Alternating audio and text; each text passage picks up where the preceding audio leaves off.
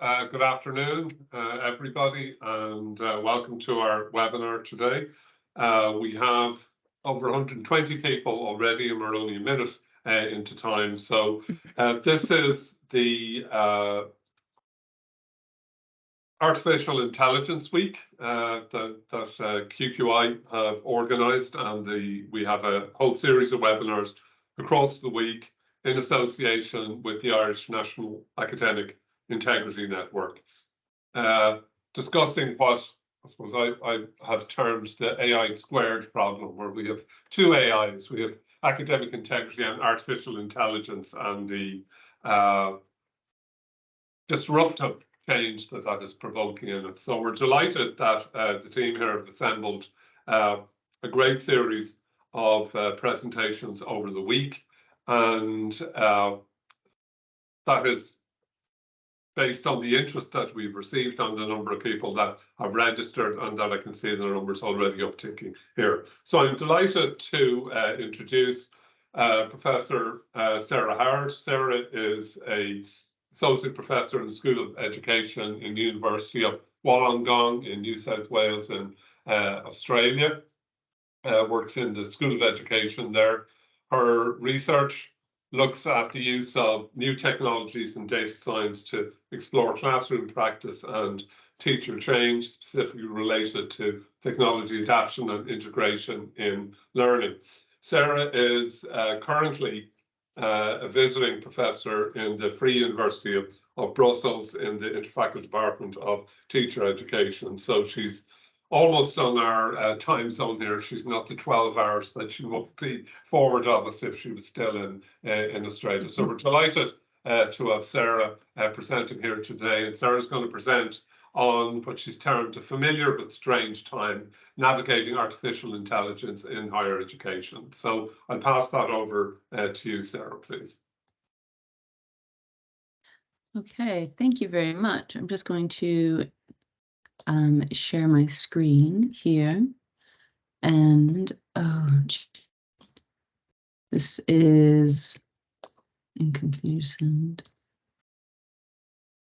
Keep going high. Okay.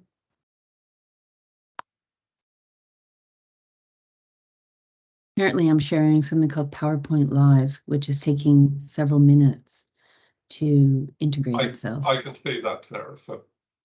Yeah. Just thought I'd walk everyone through that. That was new to me. So is everyone able to see the slides appropriately? Yes? Yes. Fabulous. Thank you very much for that confirmation. So thank you very much for having me for your Artificial Intelligence webinar week. So look, I'll get straight to the point, and why you guys have invited me here is to talk about and to kind of talk through some of the excitement that we've been having over the last few months about artificial intelligence in education, specifically in higher education, but schools and society in general.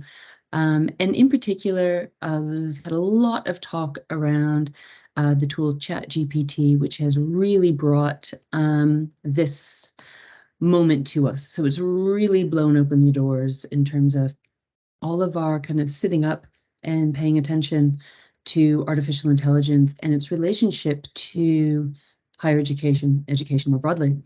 So if you're thinking, okay, Sarah, what exactly are you talking about? So don't worry, that's actually the big point of the talk I'm going to give today. And we're going to cover all of that in the next 40 or 45 minutes.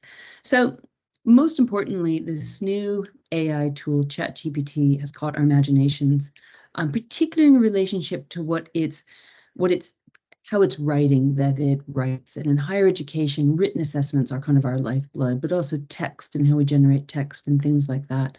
So this has big implications for students, academics, for everyone, really.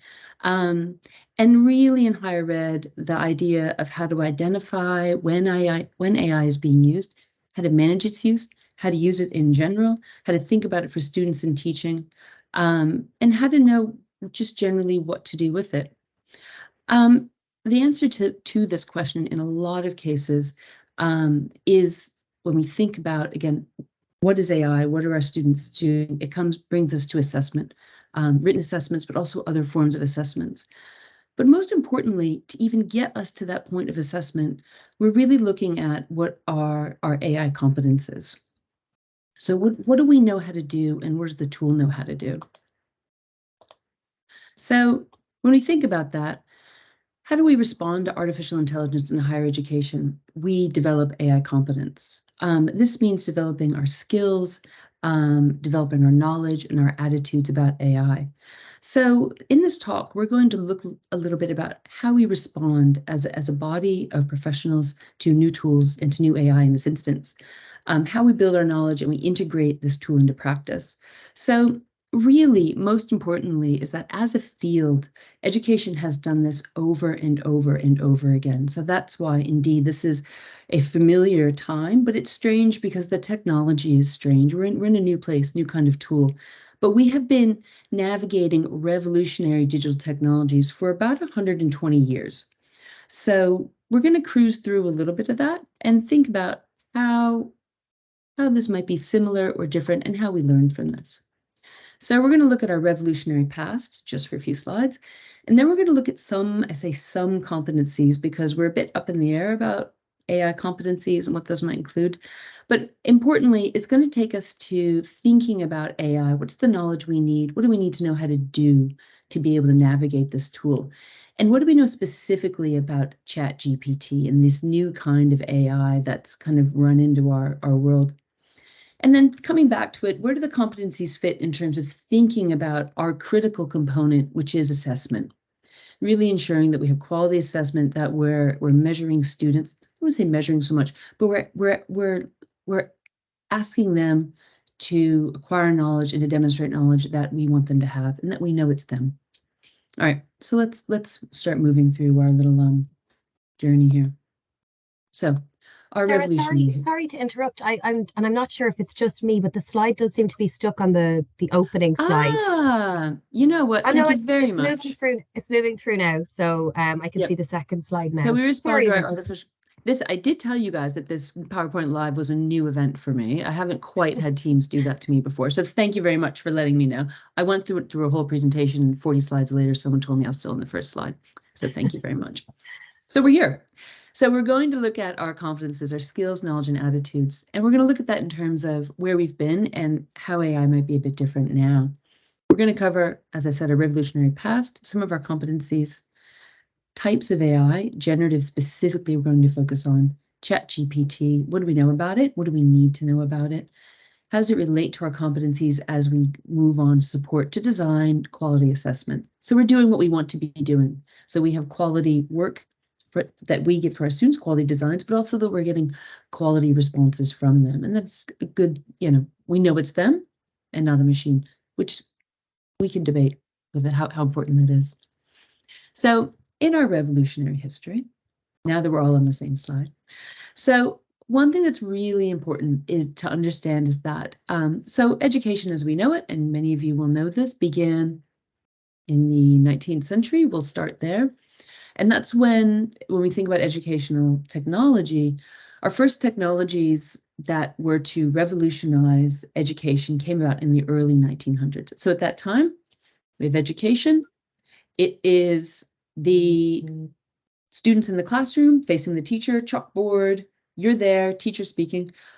Education is not fundamentally different at its core. So we still have the individual teacher disseminating to students a range of ways and range of mediums, but fundamentally that model has worked quite well for us. And that interaction of the teacher disseminating to students, students may interact with each other, has been quite successful, right?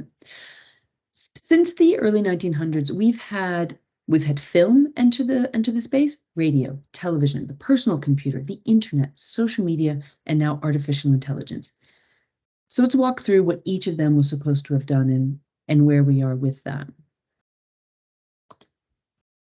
So when we think about film, radio, and TV, this is our pre-digital age, but these are technologies that came in, and you'll see, and I've given you two quotes for each of them. One, that books are going to be obsolete in schools as a result of film, radio, and television, and that that the eye, we're going to be instructed through the eye. Also, when the eye and the ear have been remarried, this was with television. So the film was the eye, we saw a moving picture. And when the eye and ear were remarried, then this was going to be how we learned, through the television. And even in the 80s and 70s, they were saying this. But this was right around 1910, 1920, even up to 1950 for the television.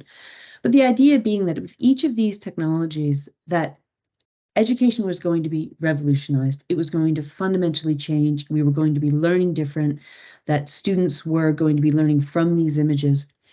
Really what these technologies, film, radio, and television brought is they brought information to students and to teachers. So it was like opening up a window. You could watch film taken in the jungle in the Amazon. You could listen to someone across the country talking on a radio broadcast. In the television, you could choose what you wanted to watch, and you could hear someone speaking and see the image at the same time. And this was going to revolutionize how we learned, the ideas that we learned from just the television or learned just from the radio. These technologies did not revolutionize education. They became part of education. They were adopted as practices. They became components of our classroom. We have TVs. We still have radios in the form of podcasts. It's very similar to the radio.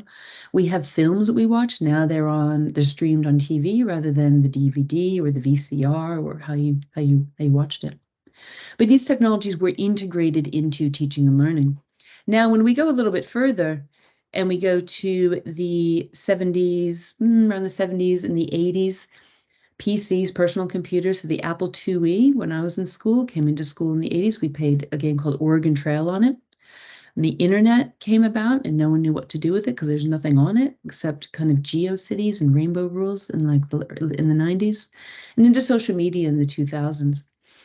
So these were also, Chomsky, the internet would be a very positive step towards education, organization, and participation in a meaningful society. We're not quite there yet with a meaningful society from the internet, so we could debate that, particularly social media. And also the idea that we need technology in every classroom and every student that is the pen and paper of our time, right? And it is the pen and paper of our time, but we still have pen and paper and we still do other things. The technology has been integrated into the existing educational model. So we've taken these tools from the digital age and we've integrated them into our teaching practice. Teaching is still fundamentally the same, but through these technologies, we can now access a world of information. We can talk to each other. I can give a talk from, well, not around the world, which is what I usually get to say, but at least from across the channel, right? So there are a lot of ways we can interact that enhance education as it has always fundamentally been.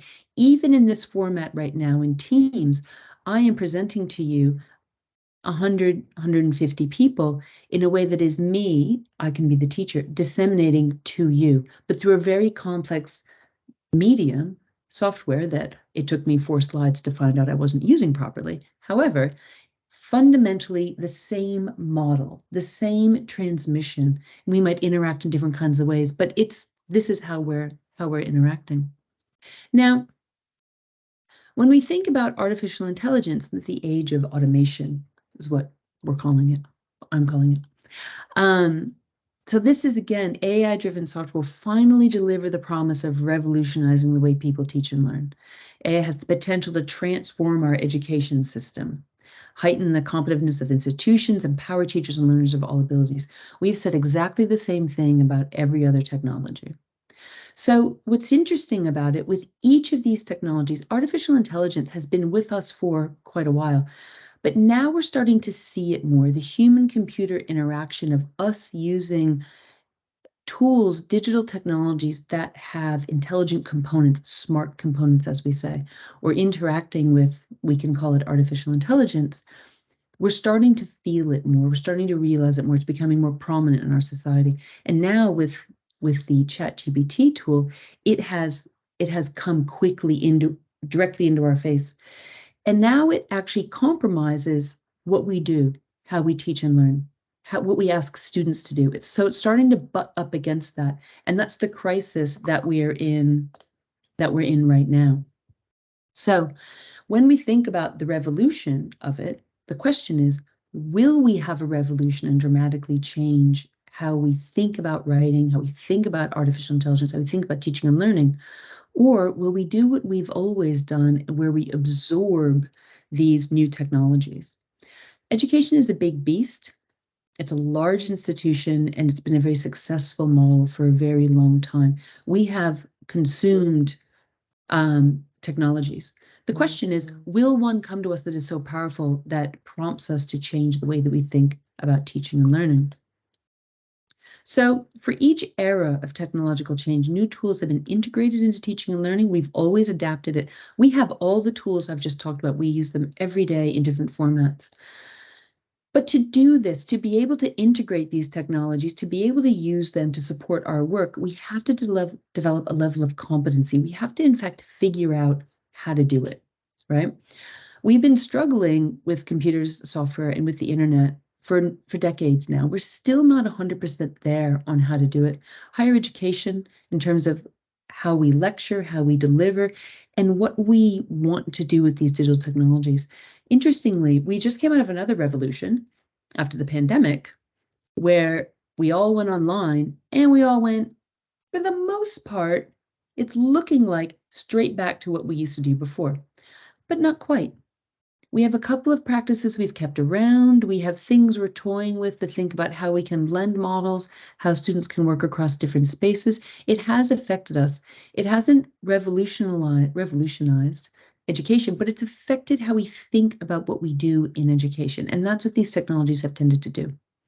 So this is one of the things we want to think about then, is when we think about what do we need to know about artificial intelligence, and what can we know now to help us begin to think about what it's going to be doing in education. In higher education, what do we want to do with it, and what do we want our students to be doing with it? And that's, again, the process that we've often gone through. Interesting thing about this, though, and I'll mention this, is that we are going through this process at a quicker rate than we used to. So again, we've just had social media we're still grappling with, learning management systems. We just had the pandemic, teaching online, coming off online, being blended, hybrid, high flex, things like that. And now we have AI that's come to us. We're not even really done dealing with working in online spaces, teaching in online spaces. We haven't really negotiated what to do with that yet, and we're straight on to another technology.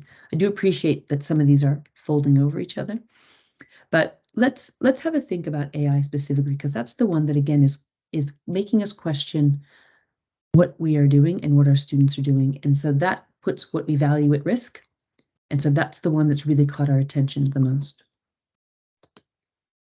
So let's think about what we need to know to be able to work with AI. I'm offering you some AI competencies. These are groups of competencies. UNESCO is doing a ton of work in this space, looking at AI in learning, in teaching, in schools. And I've given you the link on these slides for when they're shared. So this is the link there to this these draft competencies. There's another link in the notes to a more recent meeting that they've had. These were done at the end of 2020 and were published in 2021. They break down 4 categories of competencies, and looking at human-oriented, so what are our human capacities? Computational thinking, so our reasoning, the nature of algorithms, the programs. Technology-oriented competence, which is what our digital literacies have been. So I put AI literacies in brackets because I'm not 100% sold on AI literacies yet. But definitely the technologies that we're using. And then the idea of maker-oriented competency. So how do we problem solve with these tools? How do we cobble them together? So these are thought to be, and this is a very much a changing space because this is new ways for us to think. Thought to be competencies that we need to consider, we need to think about.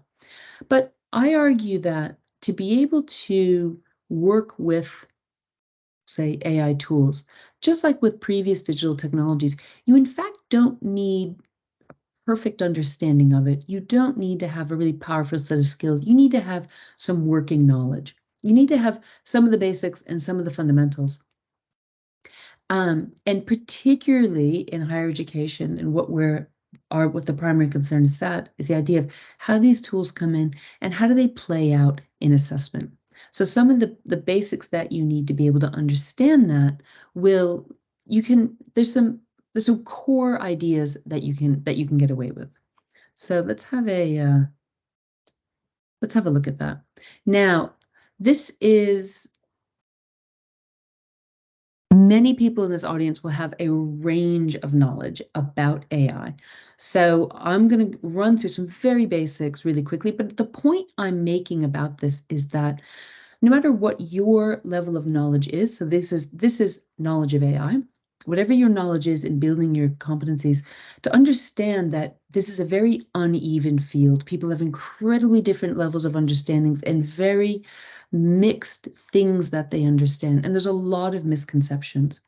So when we talk about AI, the most basic is the idea that it's, again, this will be familiar to many people, that is the ability of a computer or other machine to perform activities that are normally thought to require intelligence. The problem with that definition is that the definition of intelligence is highly contested as well. So basically, we're looking at AI that can problem solve, that can judge, that can critically analyze, that can do things that humans do. Actually, I'll say all of the AI we have right now cannot do that. It is what is called narrow AI. Okay? Narrow AI is programmed to perform specific functions, singular tasks, and these are prompted by humans. So these programs do things that humans ask them to do. General or strong AI is your self-aware, your problem solving, your planning for the future. This is the stuff of science fiction. We do not have that. We have incredibly sophisticated tools, but they're not truly intelligent yet, right? Some will argue that they will. I saw something recently written about ChatGPT that says it can reason. I think that's highly debatable. We can debate it. But the basics, those are the basics. And that's in fact where we sit with artificial intelligence, in the fact that it is specific in what it does. So what makes up AI? Now, three things, and these are important in terms of thinking about how we understand AI in the teaching and learning space, and how we understand it in terms of our design for learning and designing assessment. So AI is, in fact, a set of algorithms, a set of instructions, small programs, and they do different things. They're solving different problems or doing different kinds of computations, and they're all put together to create a digital technology. And there'll be other technologies within that space. Now, importantly, most people will know this, that AI is trained to perform certain tasks using data, right? So large sets of data. And the training of this data is called, of the AI with this data is called machine learning. So through that process, we develop AI. Now, the most important thing about this is that that data is biased. It is also limited in terms of what it can do. The data has a limitation, a very significant limitation to it. But the data reflects our human bias, our human trends, our culture. It reflects our thoughts, and it reflects programming bias as well, bias of those that create it. And this is something that gets talked about a lot in the space, but this is really important to remember when we think about, when we bring these tools into the classroom, what are their limitations and what can they actually do? Here's an example of a piece of AI. If anyone has ever used Google Translate, I use it all the time because I'm living in a country right now that I don't speak the language. I'm not very good at Dutch. So I use Google Translate, which has a program called Google Lens inside it. And there are, what we want to think about here, and the reason I've brought this example to you, is that this particular piece of technology is incredibly sophisticated. So you see that this is me reading the newspaper on the weekend, interestingly, about AI, and that not safe, but not yet good enough to be really dangerous, which is true because it's all narrow AI. But you can see that this is my camera on the right decoding the text. So to do that, the camera sees the text. So it uses OCR, which is optical character recognition, which is a technology that's been around forever, to be able to parse that image into text. And then it can take each of those words and translate it. Each one of those tasks is performed by a different kind of algorithm, a different kind of program. It's a different kind of computation. So those are all packed up together, and you have your Google Translate with the camera. Right? So just as an example of this is a technology, it exists in your phone, you have it available to you, it's incredibly powerful, but it's still very specific in what it does what you ask it to do, right? However, this is not the particular AI that we're talking about. That's just an example of me playing around with my phone in my everyday use of digital technologies and AI components, right? This particular tool, while it has smart components, it can suggest things to me, it can provide with links to certain words, I can look things up. It doesn't create anything new, and that's the AI that we're really excited about right now, right? So let's talk about generative AI. Now, generative AI actually is creating new content from data. This is what ChatGPT is, this kind of AI, okay? Now, this is a bit different, and this is why we're so excited about it. So this is an AI designed to generate new original content or data that is similar to or derived from existing data. This is your images, your video, your audio, creates natural language text. It can create virtual environments. It can reconfigure all sorts of things, right? So this has been actually around for a little bit with images. So if you've ever used DALL-E or DALL-E 2, or seen how it can reconfigure music or copy music, things like that. There is debate that this is creative work that the AI is doing. So philosophical debates. Is what it creates new, or is it what it creates versions of things that have already existed? So we can get into that philosophical space. This form of AI is highly flexible, it's highly adaptive, it can personalize to the user, it is context sensitive, it's very sophisticated. And again, it's thought in some schools to be creative, right? Now, really, what it is doing is mathematical, and we'll get to that in a moment. But it creates new and original in that recombined products that have not previously existed, but it does it in a way of putting them together. So if you have used DALL-E or DALL-E 2, the image platforms for this, and you have created, my personal favorite is Woman Banana, where you say, can you combine a woman and a banana? And it creates a woman banana, which is just mashing up a woman and a banana together. So what is that? What is the product that you get from that? So the image, we've played with this image capacity for quite a while. The writing capacity has gotten people much more concerned, right? And that brings us to ChatGPT. ChatGPT is generative AI, and it's specifically something called a generative pre-trained transformer. Now, ChatGPT is a chatbot. What sits behind ChatGPT, the engine, if you will, of the car, is the GPT. There are now 2 versions of GPT, 3 and 4. We'll get to that in a moment. ChatGPT is a very, very sophisticated natural language chatbot. You may have played with it. Some people played with it. Some people haven't played with it. What's very sophisticated about this is that you can ask it questions just like you do any chatbot. But you ask it questions, and it's like asking questions of Google, of a search engine, and it returns to you written language text, unique text, original text, right? As though someone has written it. The thing about artificial intelligence, it is amazing at writing. The reason for that is that writing is rules-based. So it presents beautiful text, perfectly written, perfectly patterned, just all your commas in the right places, all right? So it returns text back to you. Now, it can take context into account when you ask it questions, so you have to log into it, and so it'll understand you as a user. It provides sophisticated written summary of the question you've asked it. You can query it. You can ask it the question again. It can refine its question. You can dig further into it, and it will refine your answer based on your prompts. You can actually have a conversation with it. And what's interesting about this is through the whole process, it will provide you with beautifully written text answers to things. So the questions with this has been, when this came out, students can put assessments into this and they can generate written answers. Can they? So that's the question. Let's have a little bit more of a look at ChatGPT. So let's talk about 3 and 4. This is important just to have a bit of an example.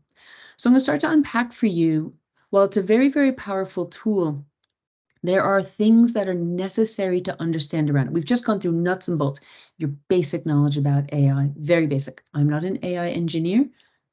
I'm an education academic. I've given you an education relevant basic nuts and bolts. Let's start to get into the implications for how to think about it. Okay, so some of our understandings of it, some of our attitudes towards it. First, 3 and 4. ChatGPT 4 came out a week and a half ago, right? So these are versions. So GPT-3 and GPT-4 are the engines that sit behind ChatGPT. They are large language models, right? So when I asked ChatGPT-3, the publicly available version of this, tell me about ChatGPT-4, it didn't know about ChatGPT-4 because ChatGPT-3 is trained on data up to September 2021. That's it, right? So it's trained on what's called billions of parameters, right? And so these are word language vectors in terms of how it understands how words, language, and semantics come together. This is a publicly available language model. We can all use it. GPT-4 is trained on data up till now, so it is more up to date than ChatGPT-3 or GPT-3, ultimately ChatGPT. It's trained on trillions of parameters, so it's more accurate. It's not bigger, but it's more accurate in terms of how it can return to you an answer. It can include images in the prompts as well. However, it's only available on the paid service or if you use Microsoft Bing. No one uses Microsoft Bing, so you might have to start using Microsoft Bing. We'll get to that in just a moment. But there are distinct differences. There's also a equity issue that's rising up out of the have and have-nots and access to the most powerful tools or the less powerful tools. We'll just leave that to the side for a moment, but I'll just note it, what's happening in that space. So I see someone in the chat limit has the same limit of September 20 as GPT-3. GPT-4 is trained on current data, but it's not available to us. But we can handle that in the chat. Now, one of the things I want to show you guys is an example of using using AI is like. If you've not tried it out, one of my favorite things to do, a colleague several months ago asked ChatGPT, what is 3 plus 3? ChatGPT says 6. And he said, no, it's 4. And ChatGPT apologized for giving the wrong answer. ChatGPT is learning all the time. So you give it one question, it'll give you a different answer a couple weeks later. I'm having this ongoing conversation with ChatGPT about 3 plus 3. So you see here, I said it's 4, and ChatGPT says, I'm sorry, but 3 plus 3 is actually 6. And the says the arithmetic operation, it gets 6. I said, in my culture, it's 4. ChatGPT apologizes to me, says that if that's how it is in my culture, then that must be how it is. It's often 6, but how we go there. So you can see how it's starting to, you can actually manipulate it to a degree. I also told ChatGPT in that I'm happier when 3 plus 3 equals 4. And it says, ChatGPT gives me another values and beliefs. It's good that you're happy. It's actually 6, but if it makes you happier and it's 4 in your culture, then it's 4 for you. So it's not. It's still 6. ChatGPT. It's always 6, but it doesn't understand that. And you can get the tool into what they call a hallucination if you start querying it with things that are almost nonsense. It doesn't know what to do with it because it doesn't have knowledge as a human does. It's mathematically guessing, right? So importantly, when we think about how we use tools like this, and specifically for ChatGPT, that it is not human. It doesn't know answers. It mathematically calculates the most probably correct response, right? Just like a search engine does. And then it packs up that information and provides you with a text, right? Therefore, it's fallible. We've all seen in the news the fallibility of these AIs. And that's something that we want to think about, but it's not always just fallible. It's often just simply inaccurate in terms of what it's giving you. But it doesn't know the answer. It can't critically assess or judge, right? So it can't say to me, Sarah, you might think it's 4, but if in fact it isn't, you're just wrong. Like it just can't, maybe it might be able to say that down the road, but right now it can't say it. It just has to give me this. It wants me to like it. It wants me to have a positive experience. So it gives me a positive answer. So you see the bias starting to come out in this. It's bound by its design, it's bound by its programming, and the limits of the internet data that it's been trained on. So it reflects what we see on the internet. There's lots of examples about where it goes really weird in this. And it has a bias from the data, from this internet data, and from the programming. So also for ChatGPT, you can't get its sources. You can't get where it's from. It doesn't have a, you can get it to give sources, give examples of sources, but it can't actually tell you where it's gotten this information, which is a really interesting anomaly in it. There's word that ChatGPT 4 can provide you with some sources, but I haven't actually seen it yet. So in the Q&A, if someone has that, then we can have a chat about it. So that's where we are in it, and starting to think about what can humans do and what can the machine do, and how do we bring these two things together to use it in an integrated way. Before I move on from that, though, is one of the things when I think was that Google Bard, which you guys may have heard about in the news, we are in an AI race now as a result of OpenAI putting out ChatGPT and the generative AI. Google Bard, Microsoft has made a huge donation to support the development of ChatGPT and OpenAI, which is why they have ChatGPT in Bing, because they've made a massive donation for it. Other tools will be coming soon. The rate that this technology is going to kick off innovation will be really super interesting about what comes next. And so we really need to at least, again, have a working knowledge of it so we're prepared for this to happen, because we don't really know what's coming. But for right now, one of the most important things that we can know about AI, specifically ChatGPT right now, is that it is limited. And these limitations are what we need to understand to be able to use it well and to support our students to use it well. So we have to engage with what the machine can do, what it's truly good for, and what humans can do with it, with the technology. So let's go back to our competencies. So I've fleshed our competencies out a little bit, right? So human-oriented competencies, right? So let's have a think about, reconsider these competencies in terms of what we know now about the AI, and when we think about applying it for our students, bring it into our assessment and bringing in to our learning designs. So the first one we'll look at is the human-oriented competence. What can humans do that AI can't, right?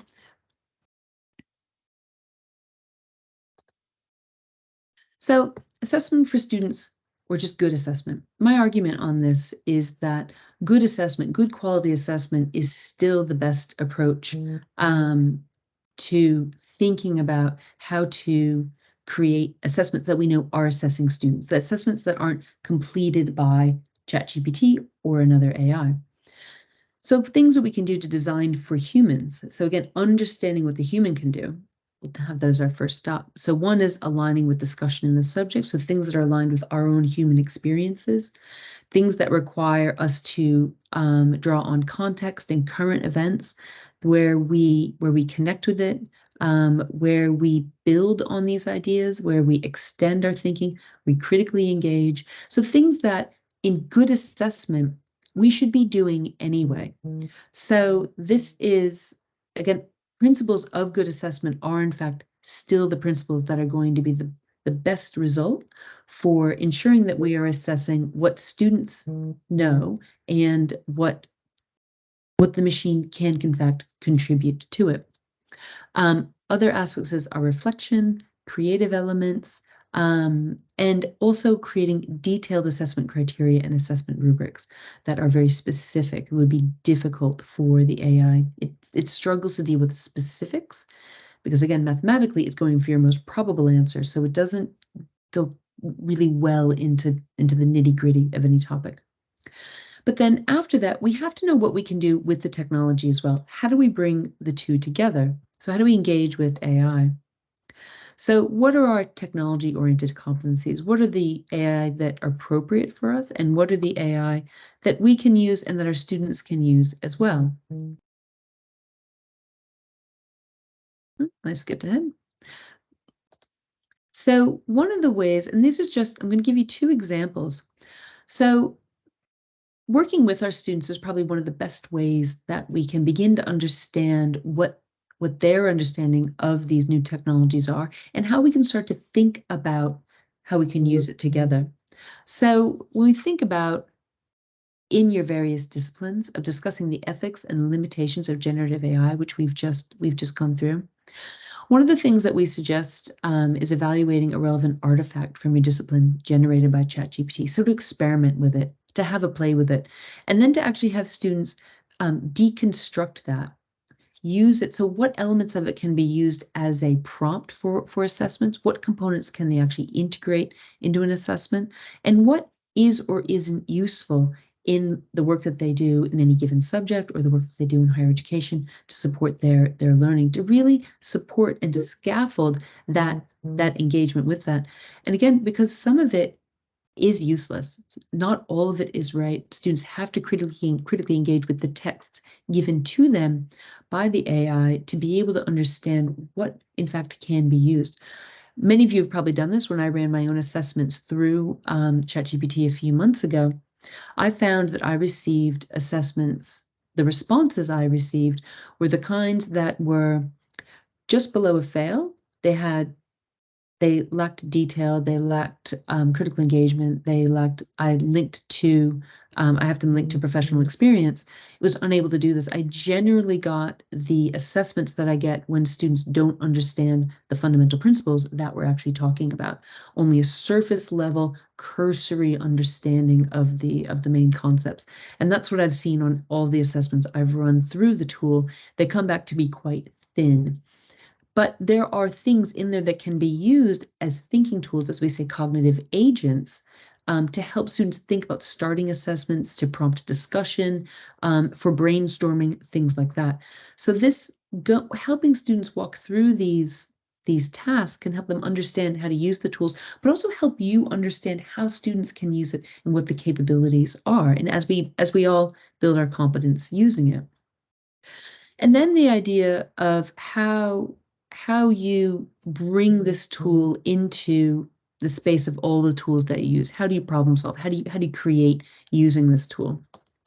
And again, we can ask students to looking at applying assessment rubrics to outputs from the AI tools, looking at working together in teams and going through critical assessment of it. Having them develop outlines, do written text components, frame initial understanding, and also look at the limitations of it. For example, I use ChatGPT for definitions, for summaries, for things like that. I also love the AI component in PowerPoint, where the AI designer, if you've actually used it, which is one of my favorite things, it's got massive limitations in terms of how it can work and doesn't work. And so I end up working with it in a different PowerPoint presentation, and I drag my slides over and back and forth, and I get it to create, the little circular picture you see here, and it applies themes for me. But I use them in conjunction together, and I used some of the ChatGPT text, but then I end up rewriting it. Some of it I use to search with. And so it does provide good pieces to work with, but the question is, how do those pieces come together? And the idea is scaffolding students in your discipline, so how it's relevant to what you're teaching. How can they use these tools to, in fact, empower what they do and to be able to learn from them? Because the tools aren't going somewhere, but the question is, how do we want to use them, and how do we want students to use them? So really, at the end, the AI competencies for teaching and learning are a changing space. As I've said, the ones I've presented to you here are draft competencies. We, to my knowledge, don't have set competencies. They're developing. The landscape is changing, and it most likely will continue to change. I think many people will fall back on digital literacies and how we've understood digital literacies, because a lot of these do fall into that space. But I truly believe that in terms of building your own competency and that of your students, that particularly because change is inevitable, that a little bit of understanding, some experimentation, and having a play with it will go a long way. I think one of the most important things is to have an open attitude about it, to not reject it, but to embrace it, but to understand what you can actually do with it. And again, we have been here before. This is what we've done with previous technologies. The question is, how do we bring them in to support our own interactions, to enrich students' possibilities of what they can do with their own knowledge, how they can demonstrate it to us, and what we might expect from them. So thank you. And now we can get into some Q&A. Right, thanks very much, Sarah. There's been a lot of to and fro in the chat already. Yeah. Students aren't learning if they're using AI. AI is a tool, AI is an assistant. We've got to learn how to integrate it, you know, how to mix it around. So I'm waiting for some questions. Maybe that if people want to put something into the chat there, I can ask it back to Sarah. Do you want me to stop sharing or leave the slides up in case people want to go back to them? I think it's probably better if you stop sharing. I think so we can see you better then.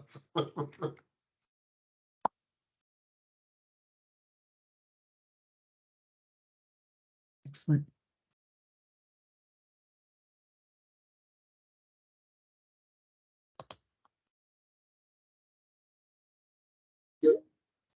So there are, do you want me to just go into the Q&A and pick some questions out, or? Well, I mean, maybe if I can do it so it sounds Yeah. like I have a job. There's an interesting one on what are your thoughts on teaching prompt engineering, which I presume to students from day one of their undergrad degree? That's a really good question, actually. Prompt engineering is really another area we're very excited about right now. It looks like a new skill, and it probably is because but I think if you have experience interviewing, it might not be. We're a little bit more familiar with it. I think in terms of prompt engineering, I think that there are, or we will soon understand some fundamentals of it. I expect that some of them may be discipline specific. I think it's very worthwhile in part of the conversation with students about how to navigate the resources and the knowledge of any discipline. If prompt engineering is relevant to that and something that you want them to engage with, I think if it's a skill that's necessary in that space, I think, of course, the sooner the better. I think most students, by the time they come into undergraduate, will have some familiarity from school. I know a lot of students in school, even though technically under 18 isn't supposed to use the tool, they of course will. They'll have some knowledge of it. And I think helping students to use the tool to its best capacity, which does require good prompting, is of course something good to do. Although what that looks like and the principles of it, of how you would teach it, I don't know that we specifically know yet. So it'll be interesting to see what happens in that space, and what some other people have been thinking about who are more specifically embedded in that practice. I'd be interested to hear where they are with that right now. Okay, another question there is, how fast do you think higher education will adopt or can adopt AI in its normal practices? Well, I think higher education has adopted quite a bit of AI already, but just in spaces that maybe don't butt up so extremely against teaching and learning. I think that most higher ed institutions that I'm aware of are not. I think most are sitting on the idea of generative AI, so specifically ChatGPT, Bard will be the next one, whatever happens in Bing. That those spaces will be, I know most of them in Australia, our existing academic integrity units are kind of falling back on those policies. Most of it falls under that. I think that also I know that Turnitin, I don't know, I've been told that Turnitin is going to be releasing some tools inside Turnitin that will be looking at this in the next few months. So there's a little bit more security there as well. But I think I haven't seen higher ed institutions explicitly avoiding the AI. I will, however, say though that higher ed institutions, in terms of digital technologies in general, the embracing of digital technologies has been not as full-throated as I, as an educational technologist, would like to see.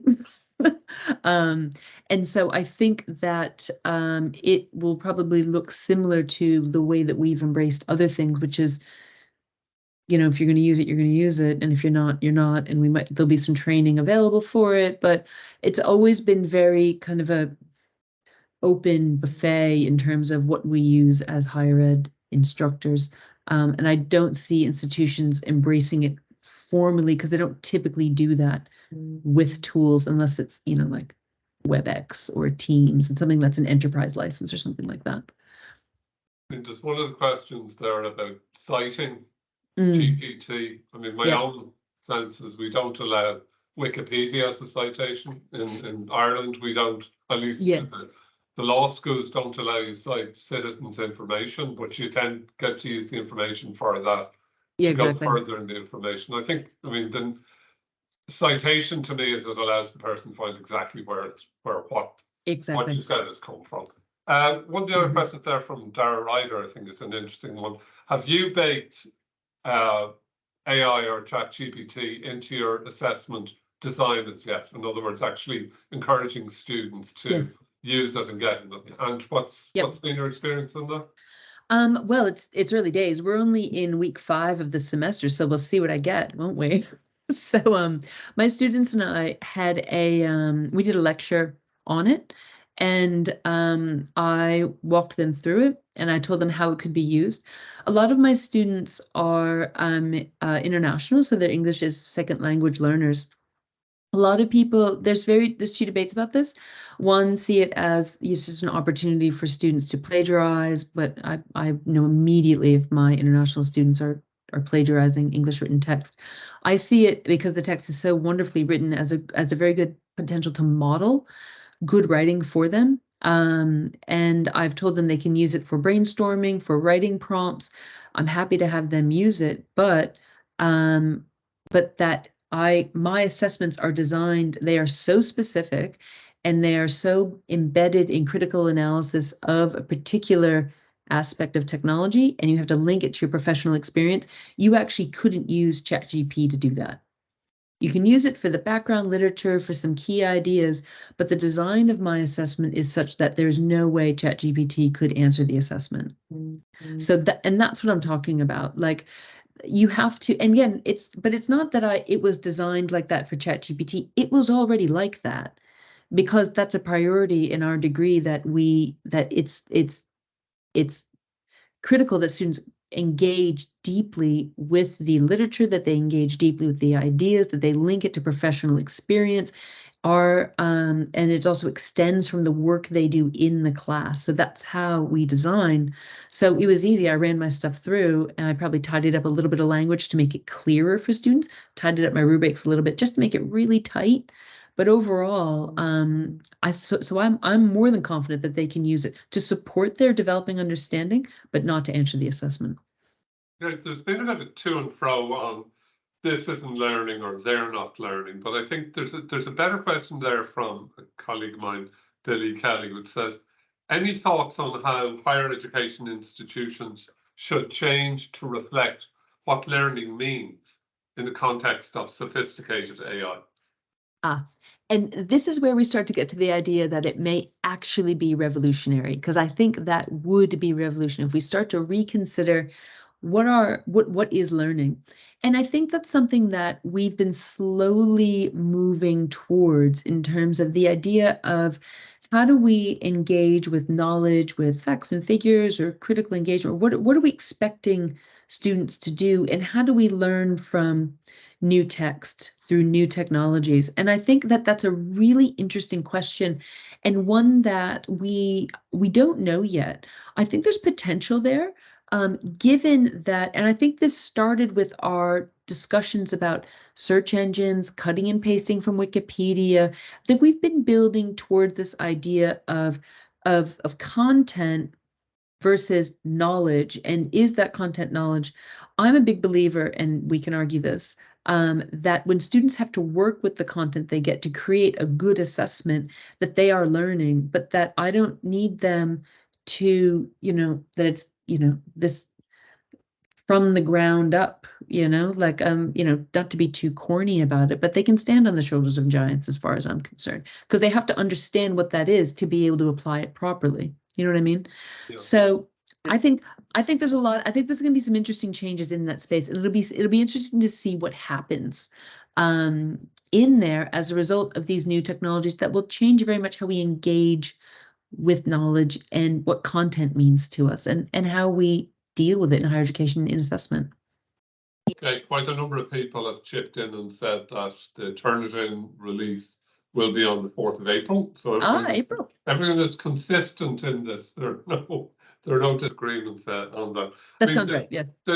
Some of these things remind me sometimes of the debates about machines against grandmasters in chess against machines, and it's long since past the point whereby a grandmaster can beat a machine, because chess, as you know, as you described, is ultimately a mathematical algorithm. That's right. There are a certain number of moves, but That's right. no one has stopped playing chess, and no one thinks Exactly. that grandmasters aren't really smart, or grandmasters in the male, female, and any other gender sense.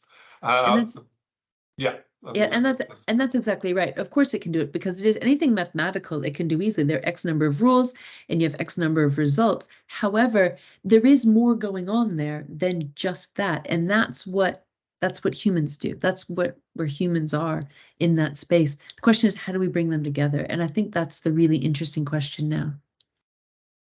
Yeah. I'm just looking at it. Has made the point that there are no cheat-proof assessments. I think that's true. Some pointed out there are hieroglyphics on caves that show people cheating at exams. Exactly. I'm sure there are. Yeah, I'm sure there are. I mean, there's a bit of discussion, as we would expect, on the equity gap, but that's a challenge anyway. And for years, that was, in my view, you know, access to Harvard meant you had a better library than other people had, and that has been liberalized and opened up in lots of ways. Yeah, and as soon as they came out with that paid platform, and it's better than the other one, now you can just see it playing out. Like, it's just, and who has the skills to use it or doesn't. I mean, there's a whole other field of the equity issues around this that are really significant also, that will play up against higher education in schools quite significantly. There's quite a number of people have asked about accessing the presentation, and we've confirmed that the presentation and the recording will be available on the UQI website and our YouTube channel. Thank you, Kiva, for putting that in there. I don't see anything that we haven't covered, and we're kind of just coming up just on time, and there's lots of accolades and claps in there, and people who are very happy with the thing. We had about 215 people at the maximum. Excellent. So you held your audience pretty much till the end as well, which is always good to see. Good to hear. So I think we're literally up on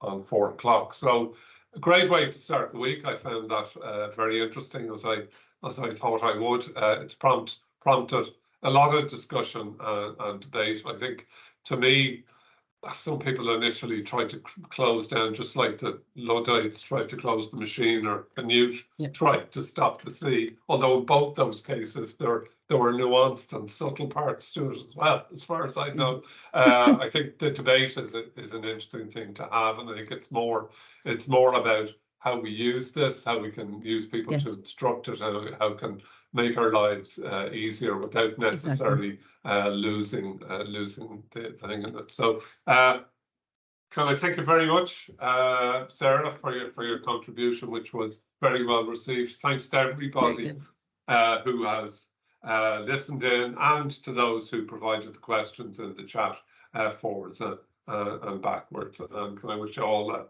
for depending where you are, a good afternoon or otherwise. Thanks very much.